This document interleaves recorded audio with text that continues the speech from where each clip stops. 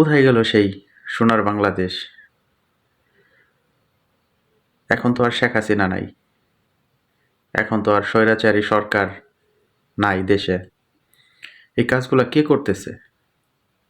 আপনাদের কি কখনো মনে এরকম প্রশ্ন জাগে না যে যে দেশ থেকে চব্বিশের আন্দোলনে স্বৈরাচারী সরকারকে দেশ থেকে বিতাড়িত করলো, আজকে তাদের রক্ত দিয়ে সেই জমিন আবার নতুন করে রঙিন হচ্ছে? কারণটা কি?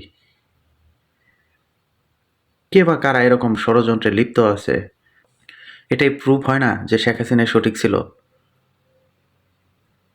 আপনারা যা করতেছেন শেখ হাসিনাকে বৈধ করার জন্য, বা ওই স্বৈরাচারী সরকার যে রাইট ওয়েতে ছিল সেটাই আপনারা প্রমাণ করার জন্য এই কাজগুলো করতেছেন।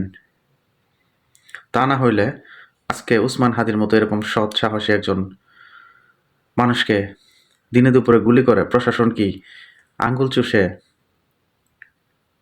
বাংলাদেশের মানুষ কি সবাই কি চোখ কান বন্ধ করে হাঁটে? কিভাবে একটা মানুষকে এইভাবে জনসম্মুখে দিনের বেলা গুলি করে মেরে ফেলার জন্য, যাদের মাধ্যমে, যাদের আন্দোলনের, যাদের সাহসী কণ্ঠস্বরে, যাদের সাহসী যুদ্ধের কারণে চব্বিশের আন্দোলনে এক স্বৈরাচার ফ্যাসিস্ট সরকারের পতন হয়েছে, তাদের বুকে গুলি? এটা কোন স্বৈরাচার? আর আপনাদের চেয়ে যদি প্রতিপক্ষ একটু জনপ্রিয়তা বেশি অর্জন করে, তাকে শেষ করে দিতে হবে? এটা কোনো রাজনৈতিক খেলা হলো? এটা কোনো দেশের নিয়ম হলো? এটা কোনো সভ্য দেশের নিয়ম? পৃথিবীতে কি আপনারা কিয়ামত পর্যন্ত বেঁচে থাকবেন? আপনাদের কি মৃত্যু হবে না?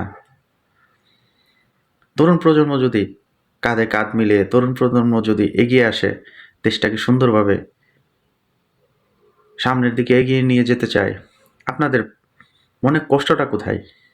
আপনারা তো অনেক বিলাসিতা করছেন, অনেক টাকা পয়সা দুর্নীতি করছেন, অনেক টাকা পয়সা বুক বিলাসিতা মানুষেরটা মেরে অনেক টাকা পয়সা ইনকাম করছেন, অনেক লাক্সারিয়াস লাইফ লিড করছেন এবং অতীতেও এখনও করতেছেন।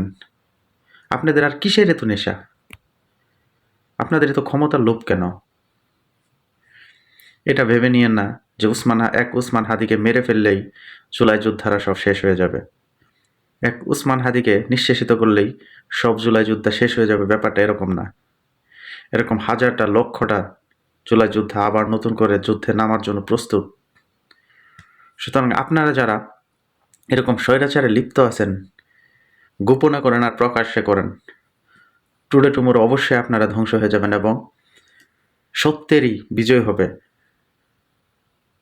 এই দেশে বরাবরই সত্যের বিজয় হয়েছে, অন্যায়ের মৃত্যু হয়েছে, সেটা সামনেও হবে। হোক সেটা উসমান হাদির হাত ধরে, হোক সেটা নাহিদের হাত ধরে, হোক সেটা আসিফের হাত ধরে, বা যে কোনো জুলাই যোদ্ধার হাত ধরে। আপনারা অন্যায়কারী বেশি দিন পার পাবেন না। আপনাদের সময় অতি অল্প। আপনারা এখন যা দেখছেন সেটা হচ্ছে মরীচিকা। সুতরাং আপনারা ভালো হয়ে যান।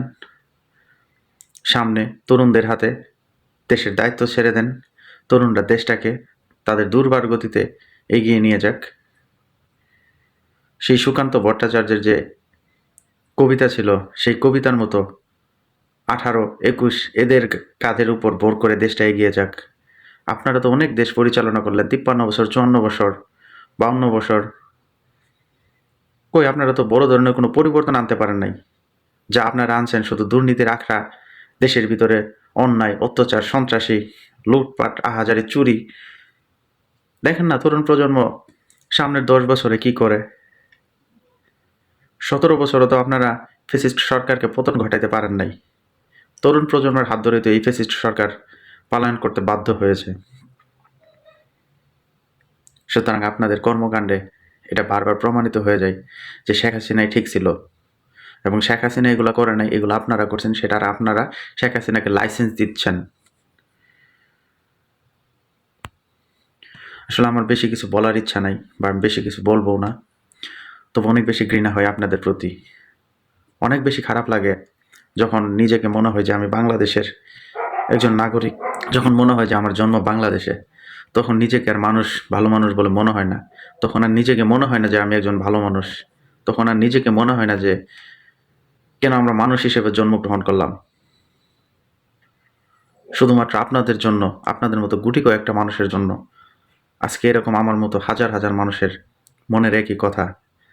হয়তো কেউ প্রকাশ্যে বলতে পারে, কেউ প্রকাশ্যে বলতে পারে না, কিন্তু প্রত্যেকটা মানুষের মনের ভিতর আপনাদের প্রতি যে ঘৃণা, সেটা যুগ যুগ ধরে ছিল এবং থাকবে। সুতরাং আপনারা ভালো হয়ে যান, আর সবাই উসমান হাদি ভাইয়ের জন্য দোয়া করেন যাতে আল্লাহ সুবহানাহু ওয়া তাআলা তাকে সুস্থতা দান করে এবং আমাদের মাঝে ফিরিয়ে আনে, এবং আমরা ঢাকা ৮-এর অবশ্যই তার হাতেই আমরা তাকে এমপি হিসেবে দেখতে চাই এবং তার কাঁধেই নেতৃত্ব দিতে চাই ঢাকা ৮-এর।